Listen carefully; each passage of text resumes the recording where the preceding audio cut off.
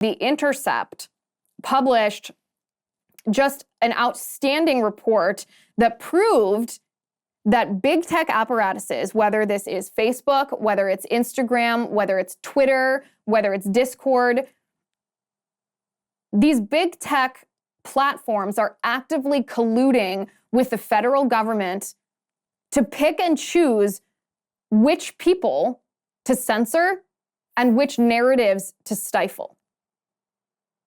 In fact, this report was written by Ken Klippenstein and Lee Fang. If you haven't read it in its entirety, I will post the link on Locals.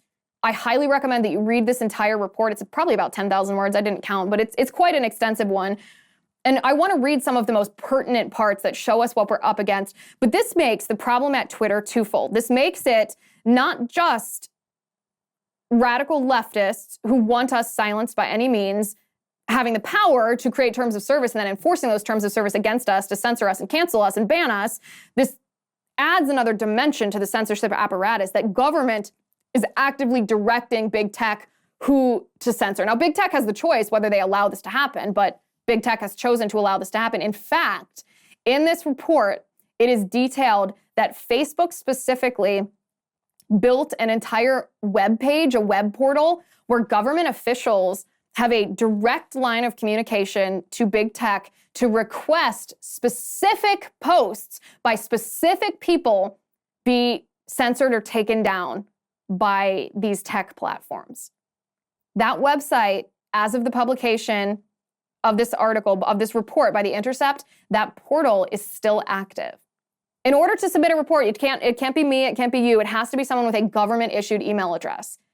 But this means that big tech is acting as an agent of the state, censoring free speech where government is not allowed to do that directly. That is wildly illegal.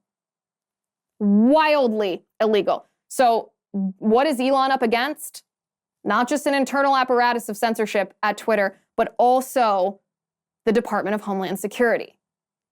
The Department of Homeland Security was created in 2002 after 9/11 as an agency of the federal government with a mandate to fight terrorism abroad. They were essentially the agency that waged the war on terror. But according to The Intercept, now that the war on terror has, I guess, more or less ended, I kind of hashtag eye roll that, because we know that Biden's withdrawal from Afghanistan is going to allow radical Islamist terrorists in the Middle East to find safe haven and probably plot jihad attacks against us again, whatever. The Department of Homeland Security is no longer involved in that to the extent that they were, and internal documents from the Department of Homeland Security shows that they have retooled their mission from looking for threats to our homeland security abroad to looking for threats to our homeland security here at home, domestically. So I want to read a little bit of this article with you and discuss the ramifications. So it starts by saying, the Department of Homeland Security is quietly broadening its efforts to curb speech it considers dangerous, an investigation by The Intercept has found. Years of internal DHS memos, emails, and documents obtained via leaks and an ongoing lawsuit, as well as public documents, illustrate an expansive effort by the agency to influence tech platforms. The work, much of which remains unknown to the American public, came into clearer view earlier this year when DHS announced a new disinformation governance board. You guys remember that, right? With Scary Poppins at the head. Fortunately, we put a stop to that. The Intercept writes, this panel was designed to police misinformation, false information spread unintentionally, disinformation, false information spread intentionally, and malinformation, factual information shared, typically out of context, with harmful intent, that allegedly threatens U.S. interests. While the board was widely ridiculed, immediately scaled back, and then shut down within a few months, other initiatives are underway as DHS pivots to monitoring social media now that its original mandate, the war on terror, has been wound down. Behind closed doors and through pressure on private platforms, the U.S. government has used its power to try to shape online discourse. According to meeting minutes and other records appended to a lawsuit filed by Missouri Attorney General Eric Schmidt, a Republican who is also running for Senate, discussions have ranged from the scale and scope of government intervention in online discourse to the mechanics of streamlining takedown requests for false or intentionally misleading information. So let's pause right there for a second. This is the big picture of what the Department of Homeland Security is doing. They've shifted from the war on terror abroad to labeling us as terrorists domestically and focusing their censorship apparatus on us. This is disturbing. This is deeply disturbing. This is the level of censorship that you would expect from a communist regime. This is the level of censorship that we see the Chinese Communist Party imposing on their people, where they control what you're allowed to post online. They have endowed themselves as the sole arbiter of truth, and dissent is actually prohibited. And if you dissent, you are labeled as an enemy of the state. I'd be very interested in someone showing me the difference between how the Chinese Communist Party has clamped down on speech, their closed society, how that differs from what the Department of Homeland Security is attempting to do to us here. The Intercept goes on and says, in a March meeting, Laura Demlow, an FBI official, warned that the threat of subversive information on social media could undermine support for the US government. But what does she mean by that? Right? Like, support for the US government as in you want to overthrow the entirety of the government itself, the institution of our government? Because the people in our country that want to do that are the Marxists. And I don't see Department of Homeland Security cracking down on any Marxist content.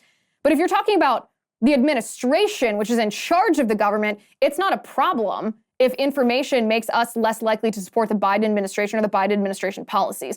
To conflate the two is a sleight of hand that the government is intentionally engaging in. They want you to think that if you and I post something on Twitter, for example, and it makes a Democratic voter less likely to support the Biden administration's insane spending because they know that that kind of spending leads to the devaluation of our dollar, which leads to inflation, which makes it harder for the average American to make ends meet.